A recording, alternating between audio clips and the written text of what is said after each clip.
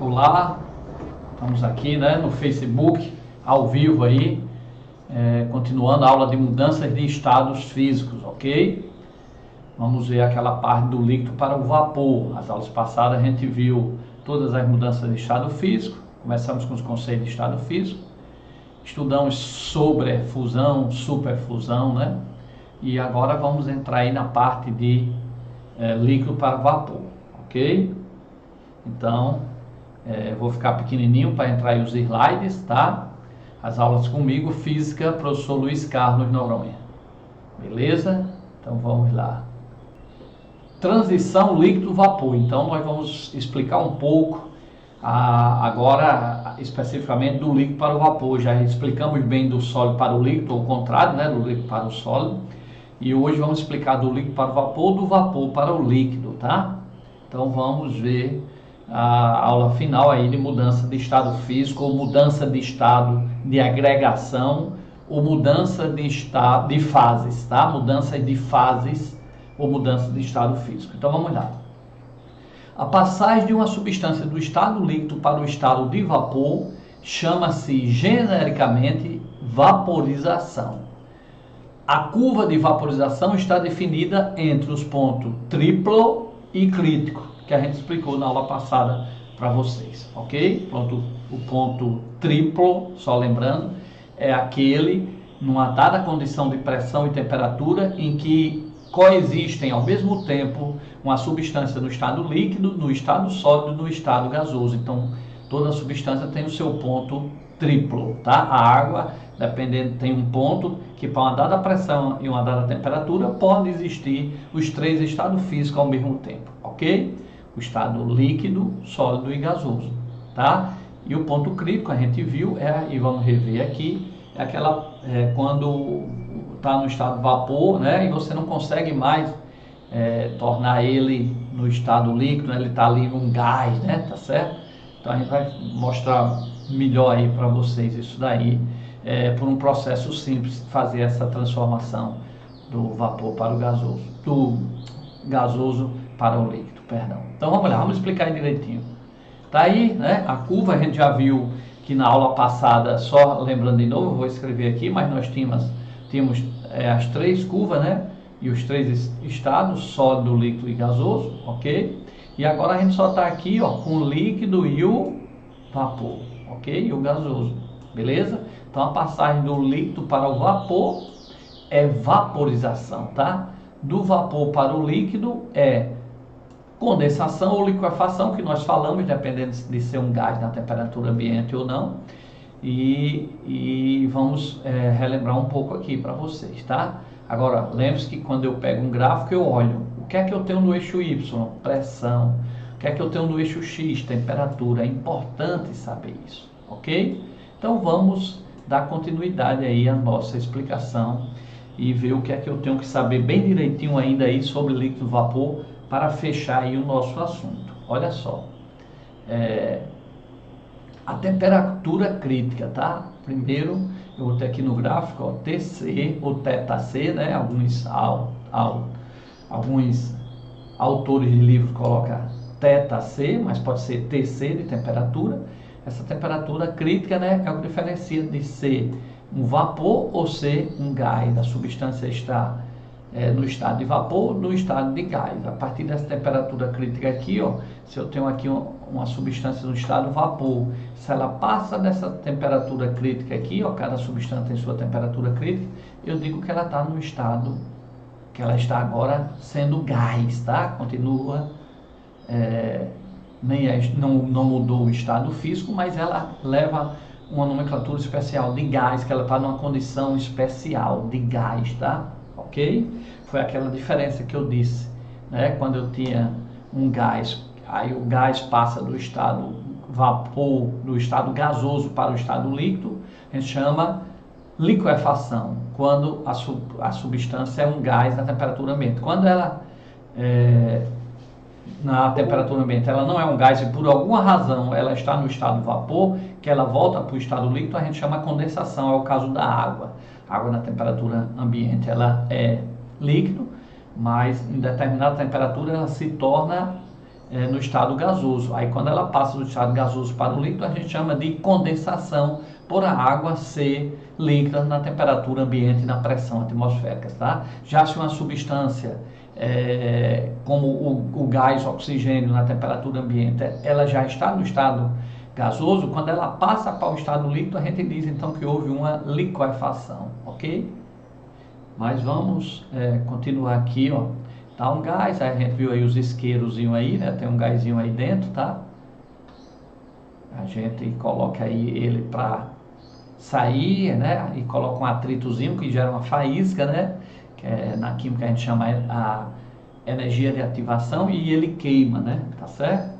O ponto crítico da água tem valores. Bom, a água, ó, se ela tiver a uma temperatura de 370 graus Celsius e uma pressão de 218 atm, olha, 218 atm, a pressão agora na nossa cabeça é de 1 atm, mas se eu tiver a água numa pressão enorme de 218 atm e uma temperatura enorme de 374 graus Celsius, nesse ponto aí, a água passando dessa temperatura aí, a água continua no estado gasoso, mas eu não tenho vapor d'água, eu tenho o gás água, tá? Então essa aí é que ela passou da temperatura crítica, do ponto crítico da água, ok? Então abaixo dessa pressão, que é o que a gente vê no dia a dia, né? 218 atm é uma pressão enorme, por isso que a gente diz que a água sofre condensação. Ela está no estado gasoso, mas ela é só um vapor, ela não é um gás. Para ela ser um gás, o ponto crítico dela é 374 graus Celsius e ao mesmo tempo tem que estar uma pressão de 218 atm, coisas que a gente não tem aqui facilmente no dia a dia, ok? Só para você ter uma ideia, quando é que eu posso dizer que a água é um gás? Ó, quando ela passa desse ponto crítico de 374 graus Celsius, a temperatura crítica, e a pressão 218 atm. Por isso que é uma situação tão difícil que no dia a dia, lógico, não tem essa temperatura nem essa pressão 218 atm, né? A nossa pressão é 1 atm, tá? Então a gente diz que a água, ela não se encontra na atmosfera no estado de gás, e sim em forma de vapor, ok? Espero que você tenha entendido bem aí essa diferença. Gás é um estado da substância no qual é impossível condensá-la por uma simples compressão isotérmica. Ou seja, se a água se tornar gás, eu não tenho como, por exemplo, quando a gente abre a geladeira, ver que a água que estava no estado gasoso, quando bate numa garrafa d'água, ela passa para o líquido, então ela se condensou, tá? Mas se eu tiver essa água no seu ponto crítico, eu não consigo mais, simplesmente por um processo fácil, uma compressão isotérmica, a temperatura constante, né? Tá certo? E diminuindo aumentando a pressão, compressão, temperatura constante, eu não consigo transformar a água líquida em gás, tá? Por exemplo, se você pega uma seringa, tiver o gás de água e você for apertando, você pode conseguir com que através dessa compressão isotérmica, temperatura constante, e uma compressão, você comprimindo bem rápido esse vapor d'água, você pode ver a água aparecendo líquido, a água que estava em vapor aqui, devido ao aumento da pressão, ela passa para o estado líquido, então aí você condensou a água, ok? Mas se ela tiver acima desse ponto crítico, 374 graus, 218 atm, você não consegue, mesmo por uma compressão, fazer com que a água fique no estado líquido, porque ela já está no estado de gás, tá? Então, no estado de gás, eu não consigo fazer com que a água passe do vapor para o líquido. Então, a água no dia a dia aqui, na geladeira, aquela água, vapor d'água que está dentro lá no ar, quando bate na garrafa, se transforma em líquido, é condensação e não liquefação. Liquefação seria se a água for gás. E eu consigo isso, mas em condições em laboratório e não através só de uma compressão isotérmica, ok? Bom, vamos falar aqui um pouquinho mais. E olha só o que eu coloquei aí. Coloquei 3 figuras, né? Vamos ler logo o texto. Considere um recipiente fechado, vocês estão vendo aí o recipiente fechado, em que uma substância esteja abaixo da temperatura crítica, ou seja, ela é vapor, ok? ok? Tá no estado gasoso, mas é vapor, não estou botando aí um gás. Quando comprimido a temperatura constante, sua pressão vai aumentando. Então eu fui aumentando a pressão, veja que comprimi aqui, ó, passou desse estado 1 para esse estado 2 e você veja que eu comprimi, fiz uma pressão, ó, tá? Então essa substância que estava aqui, ó, no vapor, tá? Vai estar aqui bem mais junto, tá? Então esse vapor aqui na situação 2, ele está mais próximo porque eu aumentei a pressão, eu baixei mais o êmbolo, como você está vendo aí, é como eu estivesse apertando uma seringa, tá? Então vamos continuar a leitura e vamos ver aqui no item do desenho 3. Então vou ler de novo. Considera um recipiente fechado em que uma substância esteja abaixo da temperatura crítica, uma substância vapor. Quando comprimida a temperatura constante, sua pressão vai aumentando até um valor máximo. Então eu comprimi do 1 para 2 até o 3, né? Tá? Cheguei no máximo que eu coloco aí nesse desenho 3, como vocês estão vendo a figura. A partir daí, continuando a diminuição do volume, ocorre a liquefação da substância, permanecendo constante a pressão. Ou seja, ela passa a aparecer no estado líquido. Então eu digo que ela se condensou, já que ela não é um gás, a gente usa mais a palavra condensação, ok? Mas tudo bem, cabe a liquefação, mas a gente mostrou bem para vocês que a liquefação é quando ela está acima da temperatura crítica, acima daquele ponto crítico. A pressão em que ocorre a transição para líquido é denominada pressão máxima de vapor. Então, a pressão, você viu que você tinha ali um vapor dentro, uma substância, por exemplo, a água, né, em forma de vapor, tá? Você começou a aumentar a pressão, chega a um ponto que a pressão, que a água que estava ali se transforma em líquido, tá? Então, essa pressão máxima de vapor, pressão de saturação, é exatamente quando ela aparece no estado líquido.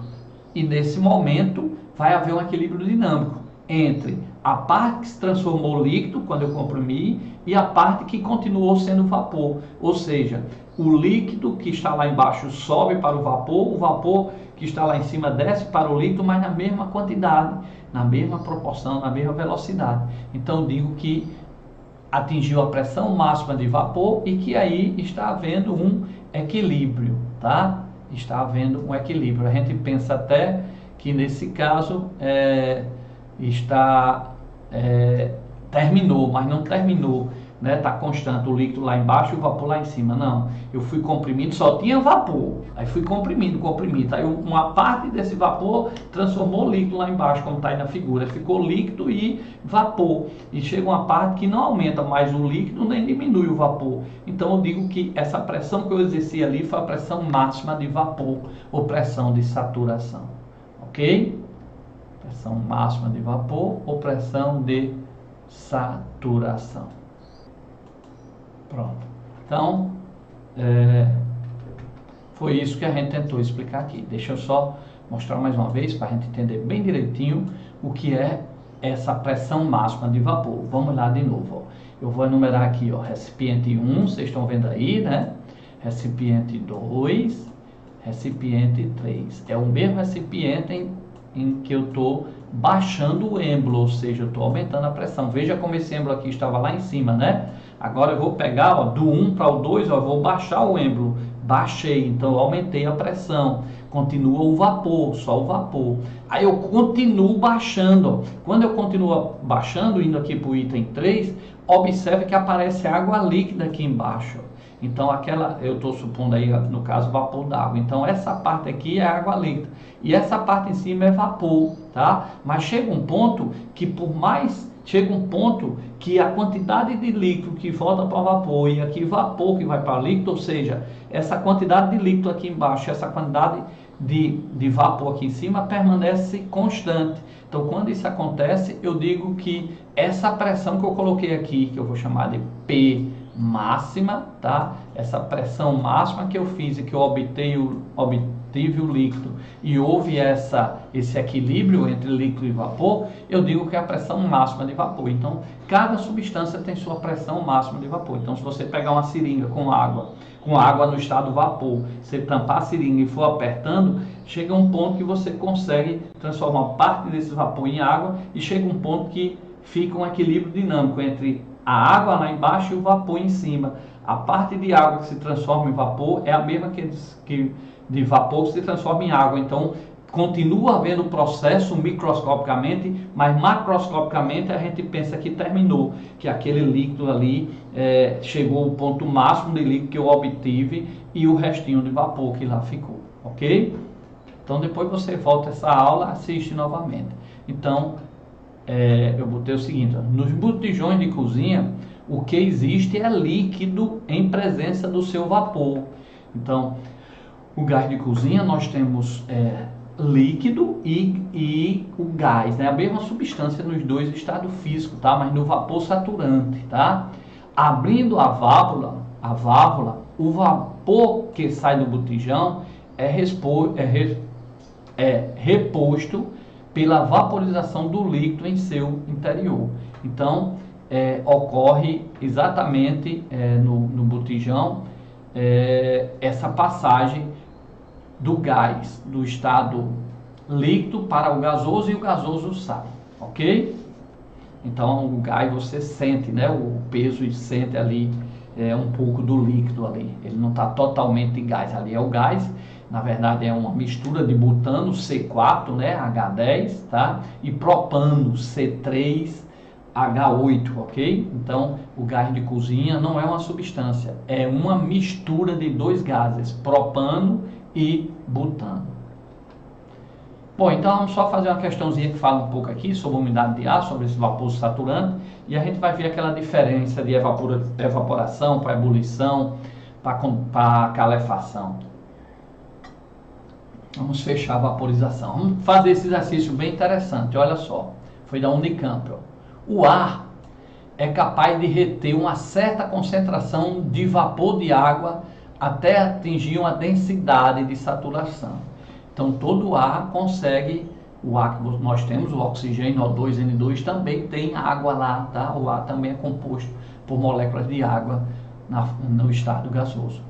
Quando a concentração de vapor de água atinge essa densidade de saturação, ocorre uma condensação, ou seja, a água muda do estado gasoso para o estado líquido, ok?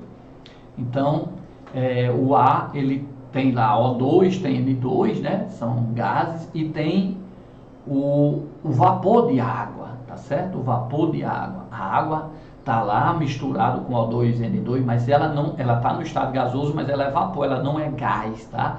Então, um aumento de pressão ali, né? A temperatura constante, só com aumento de pressão eu faço com que esse vapor d'água passe para o estado líquido. Ok? Essa densidade de saturação depende da temperatura, como mostra a tabela abaixo, de uma temperatura. A umidade relativa é definida como a razão entre a densidade de vapor de água existente no ambiente e a densidade de saturação. Então ele deu aí uma informação importante. Razão é divisão. Qual a razão entre 10 e 2? É 5. Razão é 10 dividido por 2. Qual a razão entre 2 e 5? É 2 dividido por 5, vai dar 0,4. Então, quando eu falo razão, relação de dois números, é o primeiro em cima e o segundo embaixo. Qual a relação entre 20 e 5? É 20 dividido por 5, que dá 4, ok? Então, ele deu aqui só um conceito, que é a umidade relativa do ar é definida como a razão, quociente, divisão, entre a densidade de vapor de água.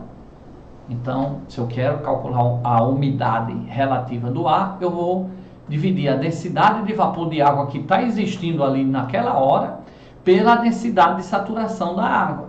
Essa densidade de saturação tem que ser dada. E essa densidade de vapor que está agora acontecendo aqui, não tem como a gente saber, também tem que ser dada. Então, eu divido um pelo outro e eu acho a umidade relativa de ar. Tá? Vamos fazer um exercício para ver como é isso.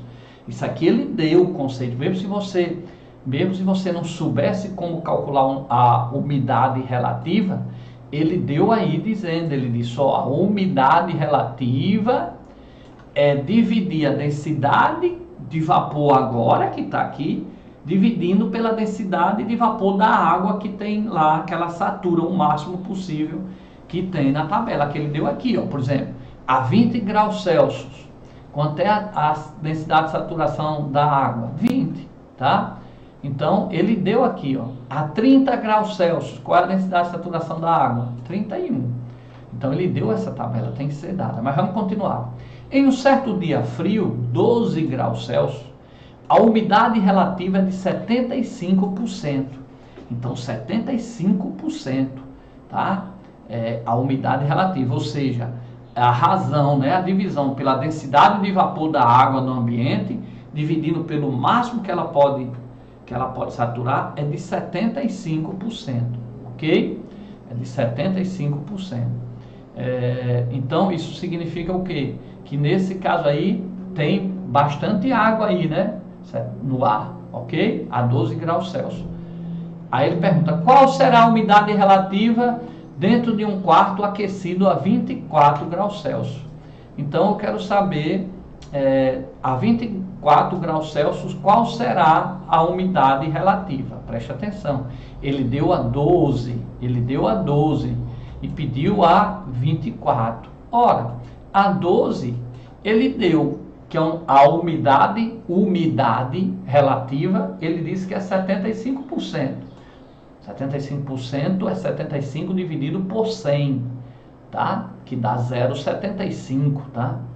Se fosse 80%, era 80 dividido por 100, que dá 0,80 ou 0,8. Mas ele pediu a umidade relativa dentro de um quarto aquecido a 24 graus Celsius. Aí eu volto lá para o problema, eu não sei como é que eu achar a umidade relativa. Aí eu volto lá, estou marcando aí, ó. Ele disse que é como? A umidade relativa é a divisão entre a densidade de vapor de água no ambiente e a densidade de saturação que ele deu. Então vamos lá. Eu tenho o que aqui, ó, na letra A? Em um certo dia frio a 12 graus Celsius, ele deu a umidade relativa, 75. E ele deu o que? A 12 graus Celsius na tabela, ó, ele deu a densidade de saturação também em 12. Então por aqui eu posso achar a densidade de vapor da água no ambiente normal, porque ele deu a umidade relativa e deu a densidade de saturação. Como é que eu faço isso? Ó, a partir da definição de umidade relativa do ar, tá?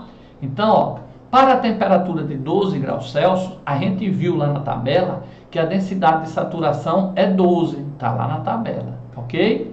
Então, o que é que eu sei? Qual é a fórmula que ele deu? Unidade relativa, tá? Umidade relativa é igual à densidade do ambiente, de vapor, do ambiente, que eu chamei de vapor, sobre a densidade saturada. A umidade relativa ele deu, foi quanto? 75%, ou seja, 0,75. Ninguém trabalha com 75%. 75% está dizendo 75 dividido por cento, cento é 100.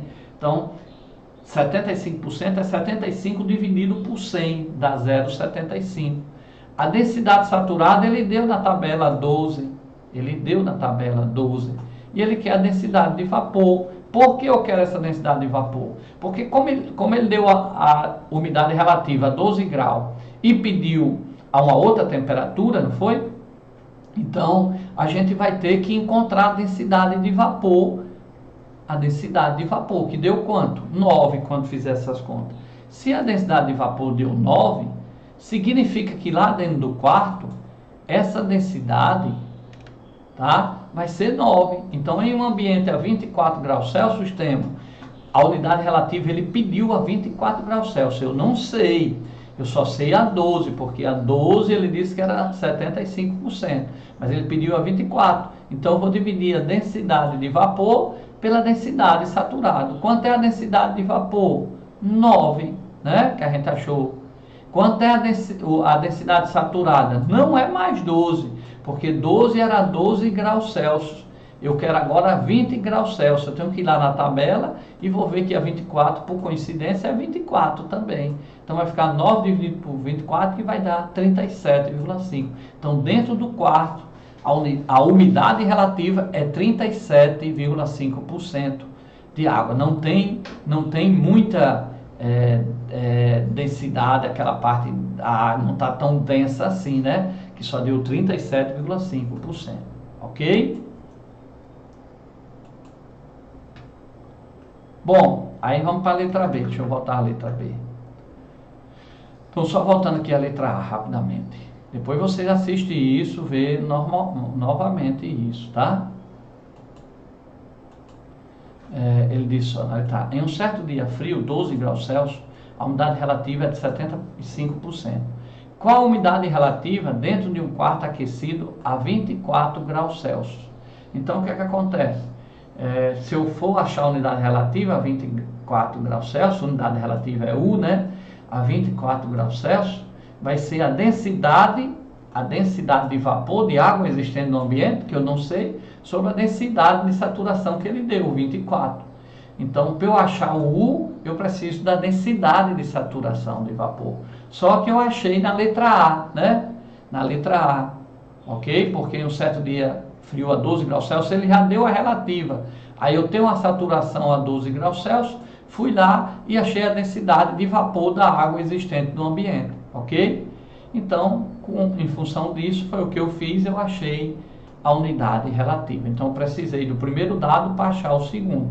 Mas aí na letra B ele diz, ó, em um certo dia quente, a umidade relativa é 50%, então ele deu U.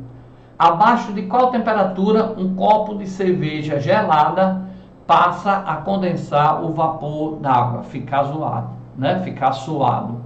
Então, vamos lá, em um dia quente é 34 graus Celsius. Ó, 34 graus Celsius, a densidade de saturação é quanto? 36, tá? Então, vamos lá ver como foi que eu fiz aqui para vocês a letra B, ó, tá aí, ó. Umidade relativa ele deu 0,5, tá? A 34 graus Celsius, a densidade de vapor é 34 ou é 36 que tem lá? Eu acho que é 36, eu peguei aqui errado. Acho que é 36 lá da tabela, 36. Aí eu vou e acho a densidade de vapor, 17 gramas por metro cúbico, ok? Então, ó, sabemos que o copo fica suado a partir do momento em que a densidade do vapor d'água presente no ar iguala a densidade de saturação ou torna-se maior que ela. Assim, na tabela que demos, isso ocorrerá a 18 graus Celsius. Então, como a densidade de vapor deu 17, eu volto à tabela, ó, e vejo que é a 18 graus Celsius. A partir de 18 graus Celsius é que eu tenho pontos maiores que 17. Então, eu consigo condensar, ok? Então, a questão de umidade relativa de ar tem matemática, você assiste novamente isso daí, tá? Essa questão que a gente resolveu, vai ficar aí resolvida direitinho para vocês. E qualquer dúvida, você entra em contato comigo, tá certo? Eu vou passar agora para continuar a nossa explicação mais teórica. Eu fiz só essa questão de umidade relativa, que às vezes é complicada, mas eu mostrei para vocês, fiz aí por etapa, mostrando as fórmulas. Vocês têm que praticar para lembrar isso daí, ok? Mas veja que era só uma divisão, um quociente, tá? Beleza?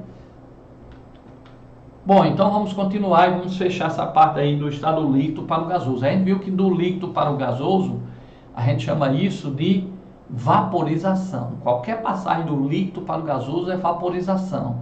Mas a vaporização pode ocorrer de três formas. Instantânea, como vocês estão vendo aí no slide, se eu soltar um pingo d'água numa panela quente, vai... Então, o pingo d'água no instante passa para gasoso, então ocorreu uma calefação. Tá? Ela pode ser evaporação, que é uma passagem espontânea e contínua de um líquido para o estado de vapor. Por exemplo, o sol esquentando uma lagoa, tá? Você vê que o sol esquenta e a água vai sumindo para o estado gasoso, vai secando aquele açudezinho que está lá, mas você não vê a água fervendo.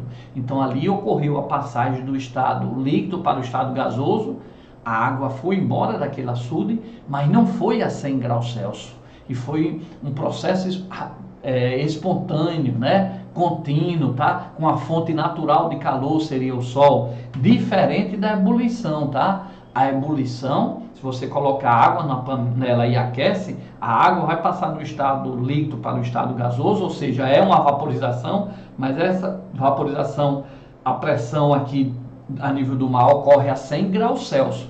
Então, a ebulição é uma vaporização, ou seja, a ebulição é a passagem do líquido para o gasoso de forma forçada por uma fonte artificial de calor e a pressão de 1 atm, a temperatura de ebulição é 100 graus Celsius. A evaporação não, a água sai lá do açude e vai embora para o estado gasoso, ela passa a qualquer temperatura. Eu botei até assim, ó, evaporação. Essa transição é uma consequência da agitação térmica molecular.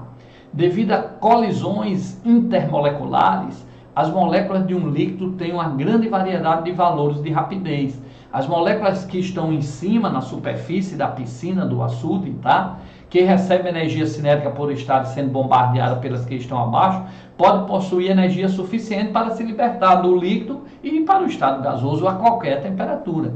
Essa energia cinética provém das moléculas que permanecem no líquido, ocorrendo então uma diminuição da energia dessa. A evaporação é um processo que ocorre resfriamento da água. Então a água, quando evapora, ela leva aquela energia e aqui fica esfria, ok? Isso é evaporação. A água passa do estado sólido para o estado líquido a 100 graus Celsius? Não. Ela passa a qualquer temperatura. Ela só passa a ser a 100 graus Celsius se for a pressão de 1 atm, que é a nível do mar, se for forçado no fenômeno chamado de ebulição, quando eu uso um calor, um fogo artificial, ok? Aí foi o que eu botei. Agora, umas coisas importantes para a gente saber, o que é a natureza do líquido, o que é a área de superfície livre e a pressão externa, tá? Então, pessoal, vamos lá. Natureza do líquido. Há líquidos que se evaporam mais rapidamente que outros, sendo denominados voláteis. E líquidos que evaporam lentamente, sendo denominado fixo. Então, a água, ela sai do açude e vai embora lentamente. Se você abrir o álcool líquido, né, um éter líquido, eles passam mais rápido para o estado gasoso, então eles são mais voláteis, tá? Área da superfície líquido. Então, como a evaporação ocorre na superfície do líquido exposta ao ambiente, então quanto maior for a área de superfície livre do líquido, tanto maior será a velocidade da evaporação. Ou seja, se eu deixar esse copo com água ali no sol, com essa quantidade de água, ela vai evaporando, não é a 100 graus Celsius, é a evaporação, tá? Toda a passagem do líquido para o gasoso é vaporização, mas essa vaporização vai ser evaporação. Mas se eu pegar e colocar essa mesma água numa bacia enorme, ela vai distribuir sobre a bacia, então a superfície livre dela vai ser maior, ela vai passar para o estado gasoso mais rápido do que se tivesse aqui nesse copo menor, ok? Isso a gente chama de área da superfície livre do líquido, entenderam? Então quando o líquido está num aquário, você coloca essa água no aquário, a superfície livre é maior, então a evaporação ocorre com mais facilidade do que essa mesma quantidade de líquido aí nesse copo. Pressão externa, a pressão exercida sobre a superfície livre do líquido representa um obstáculo para a saída das moléculas. Então, quanto maior a pressão externa, menor será a velocidade. Ou seja, eu estou aqui na pressão de 1 atm, vai havendo evaporação. Se eu aumenta a pressão aqui nesse quarto, aumento de alguma forma a pressão aqui nesse quarto, essa água não vai evaporar com tanta facilidade, porque a pressão externa influencia. E se ela estiver dentro de um fogo e a gente aumenta a pressão, por exemplo, uma panela de pressão aumenta a pressão ali dentro, a água não ferve a 100 graus Celsius. A água vai, na panela de pressão, ela ferve a 106, 110, 112, por quê? Porque a pressão lá é maior e não deixa a água ferver, passar do estado líquido para o estado gasoso, tá certo? Ela não deixa a 100 graus Celsius, porque a pressão é maior. Se eu estou numa panela sem ser de pressão, a água a 100 graus Celsius ela já passa para o estado de vapor. Então a pressão externa influencia na temperatura com que a água passa para o estado gasoso, tanto numa evaporação como numa ebulição, ok? Então por isso que o alimento cozinha mais rápido na panela de pressão, porque em vez de o fogo estar servindo para passar água para o estado gasoso, que precisa de uma energia enorme, dá 105, 106, a água continua líquida, então aquele calor ali está indo para cozinhar o alimento e não para passar água para o estado gasoso. Você quer cozinhar o alimento e não fazer com que a água vá embora, tá certo? Então a panela de pressão impede que a água vá embora a 100 graus Celsius, segura mais tempo ali e aí o calor fica ali indo do fogo, indo para cozinhar o alimento. Se está destampado, quando chega a 100 graus Celsius, aquele calor ali, para fazer a água ir para o estado de vapor, necessita de muito calor. Então, rouba a água, leva aquele calor para ir para o estado de vapor em vez de cozinhar o alimento. Então, da panela de pressão, cozinha bem mais rápido. Temperatura, o aumento de temperatura deve causar um aumento da velocidade de evaporação, pois aumenta a energia cinética. Lógico, se eu tenho esse copo a 10 graus Celsius, ele vai evaporar, mas se eu coloco ele num sertão lá a 45 graus Celsius, ele evapora mais rápido, ok? Bom, estamos chegando aí a concentração de vapor no ambiente, né? Então, quando às vezes quando termina uma chuva, você sente um desconforto térmico, né? Tá certo? Por quê? Porque as moléculas estão aqui o ambiente, o ar está com bastante moléculas de água no estado de vapor, então você não consegue fazer com que você transpire normal, ou seja, que saia a água daqui sua, né, e vá para o ambiente, tá certo? Então você sente aquele desconforto térmico, ok? A formação das nuvens. O ar quente se eleva, ao fazê-lo ele se expande, então o ar quente vai embora, a gente viu que o ar quente leva moléculas de água lá para cima, né? Quando se expande lá em cima, ele se resfria, e quando resfria, as moléculas que estavam de vapor tornam-se mais lentas, né? As colisões, tá? E resulta naquela aglomeração de moléculas de água, né? Então começa a deixar aquele vapor e vai aquele vapor solto, né? E as moléculas vão se concentrando, formando a nuvem. Se existirem partículas ou íons presentes, maiores e mais lentas, o vapor de água se condensa sobre essas partículas. Então a água bate lá em contato com alguma coisa e ao fazer isso, né, ela se condensa, passa para o estado líquido, tá? Beleza? Prosseguindo por um tempo, ocorrerá a formação da nuvem, vai formando a nuvem. A diferença entre uma neblina e uma nuvem é basicamente a altitude em que isso está ocorrendo, tá? Bom, então só fechando a ebulição, que eu já disse aqui, a ebulição ocorre numa temperatura bem definida para cada substância, de acordo com a pressão sobre a qual ocorre o processo. Então a água, ela entra em ebulição a 100 graus Celsius, tá certo? Beleza? Se eu tiver uma pressão lá na Bolívia, que é alto, então lá na Bolívia tem menos ar, camada de ar, então lá não é 1 atm, é 0,8 atm, por exemplo. Então a água lá, ela ferve, como a pressão é menor, ela ferve a 96, 95 graus Celsius, depende da pressão, tá? Porque a pressão lá na Bolívia está em altitude maior, vou ter uma pressão menor na água, no líquido da água, então ela consegue mais facilmente passar para o gasoso. Aqui a nível do mar não. Então essa coluna de ar maior, o Brasil está a nível do mar, não está como a Bolívia lá 1.500, 2.000 metros de altitude, então a pressão é maior, então o líquido tem mais dificuldade, por isso que aqui a nível do mar é a 100 graus Celsius. Num dos países que estão lá em uma altitude maior, é a 96 graus Celsius, 94 graus Celsius, a água já entra em ebulição, porque depende da pressão externa, tá? Ok? Bom, pessoal, então, tá aí a molécula de água aí que eu botei no fogo, aí no desenho, para vocês verem, né? A força devido à pressão combinada da atmosfera e da água. Então, quando a água consegue atingir a pressão lá fora, ela sai do estado líquido para o estado gasoso. Então, nesse caso aqui, quando a molécula de água que está na nossa panela atinge a pressão de 1 atm, aqui a nível do mar, ela consegue escapulir e vai para o estado gasoso, ok? Então, quanto maior for a pressão, maior será a temperatura de ebulição. Num país de altitude, a pressão é menor, menor será a temperatura de ebulição, ok? Por isso que a água na panela de pressão, a pressão é maior, ela vai para 106, 107 graus Celsius. Porque quanto maior a pressão, maior a temperatura de ebulição. Coloquei e desenhei aí o gráfico para vocês. Ó. Aumentando a pressão de P1 para P2, eu aumentei, foi lá para cima, a temperatura aumentou de T1 para T2 ou de θ1 para θ2, ok?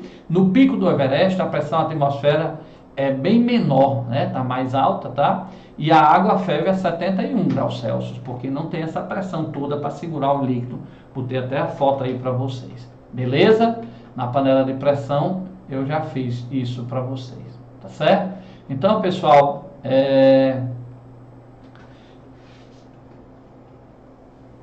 nós vamos só fazer a última questãozinha aqui, ainda dá tempo? Dá, bem rapidinho. Tem duas questõezinhas que eu gostaria de responder aqui para vocês, tá? Vamos lá. Quando uma pessoa cozinha um ovo numa vasilha com água, pode diminuir a intensidade da chama do fogo quando que aquece essa vasilha, então logo a água começa a ferver. Então quando a água começar a ferver, você pode diminuir o fogo, ok? Baseando-se na física, assinale a alternativa que explica por que a pessoa pode diminuir a intensidade da chama e ainda assim a água continua a ferver. Então ele quer que você explique porque quando a água começa a ferver cozinhando um ovo, você pode baixar o fogo que ela continua fervendo. Por quê? Então rapidamente eu botei aqui na letra C, ó. Apesar do calor estar sendo cedido mais lentamente, que eu diminui o fogo, na mudança de estado, então quando está fervendo ali, já está mudando a água do estado líquido para o gasoso, é ebulição, né? É mudança de estado. Enquanto houver água em estado líquido na vasilha, sua temperatura não varia. Então você pode diminuir, porque na mudança de estado físico eu tenho água líquida e tem um vapor, então ali está a temperatura constante. Então atingiu a temperatura de 100 graus Celsius, eu posso diminuir, tá certo? E aquele calor que entra ali vai servir exatamente para mudar o restante do líquido para o estado gasoso numa temperatura constante de 100 graus Celsius já atingida pelo líquido, ok? O resto do fogo ali vai manter aquele calor ali e aquela quantidade excedente vai servir exatamente o que? Para mudar o restante da água para o estado de vapor, ok? Vamos para mais uma questão. Enche-se da FUVEST uma seringa com uma pequena quantidade de água destilada a uma temperatura um pouco abaixo da temperatura de ebulição. Então eu peguei uma seringa e coloquei a água lá, por exemplo, a 90 graus Celsius. Fechando o bico, botei a figura, como mostra a figura, e puxando rapidamente o êmbolo, verifica-se que a água entra em ebulição durante alguns instantes. Veja a figura B aí, ó, a água começa a borbulhar. Podemos explicar esse fenômeno por... Então, pessoal, na hora que eu botei a água na seringa, a água já quente lá, a 90 graus Celsius, por exemplo, 90 e pouco, e puxei aqui, eu vou diminuir a pressão. Se eu diminuo a pressão, a água a 98 graus Celsius aqui estava no estado líquido porque a pressão era enorme. Mas quando eu botei dentro da seringa, a pressão ficou lá dentro da seringa. Quando eu puxei o êmbolo, saindo assim, eu diminuí a pressão. Se eu diminuo a pressão, ela não aguenta mais o líquido lá, a água que está a 90 e tantos graus Celsius. Então, as moléculas, como diminuiu a pressão, as moléculas de água líquida passam para o estado gasoso, porque diminuindo a pressão, ela passa para o estado gasoso mais rápido, não precisa atingir 100 graus Celsius, ok? Então, eu botei aqui letra B, ó. Com a diminuição da pressão na seringa, a temperatura de ebulição da água fica menor que a temperatura da água na seringa, ou seja, ela não precisa mais de 100 graus Celsius. Se ela estava lá 96 graus Celsius, era líquido, porque ela estava na pressão de 1 atm. Na seringa eu botei e diminuí a pressão lá dentro. Se eu diminuir a pressão, a pressão não segura mais a água no estado líquido, que segurava até 100 graus Celsius. Como eu diminuí a pressão, ela passa para o estado líquido. Quando diminui a pressão, a água entra em ebulição a temperatura menor. Como eu disse, lá na Bolívia, lá a pressão é menor e a água entra a 96, 94 graus Celsius numa temperatura menor. Se a pressão lá na Bolívia fosse a mesma aqui do nível do mar, ela só iria a 100 também, ok? Ou seja, se eu estou aqui com a água a nível do mar, ela só ferve a 100, está a 96, ela não vai ferver. Mas se eu diminuísse a pressão aqui dessa camada de ar, ela ferveria a uma temperatura menor. Foi isso que a seringa fez. Botou a água lá a 98 graus Celsius, por exemplo, ela está no estado líquido. Mas ele tirou a pressão. Como tirou a pressão, a temperatura de ebulição dela, ou a mudança de estado físico dela, uma vaporização, vai ser mais rápida, tá certo?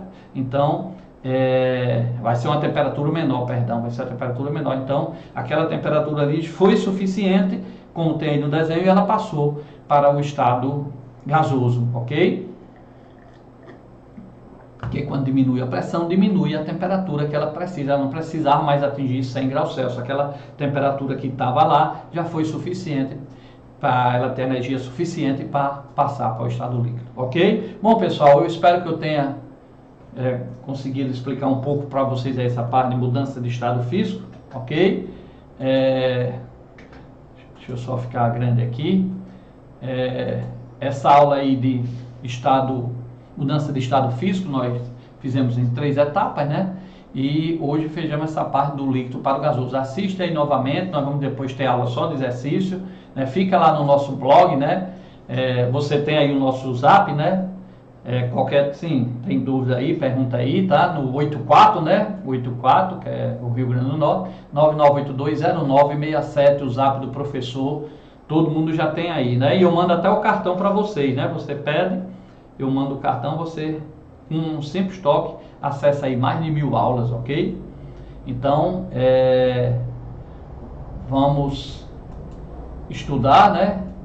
Vamos acompanhar nossas aulas aqui pelo Facebook, e lembrando que podem contar comigo aí também para tirar dúvidas, e também com outros professores para outras disciplinas, beleza?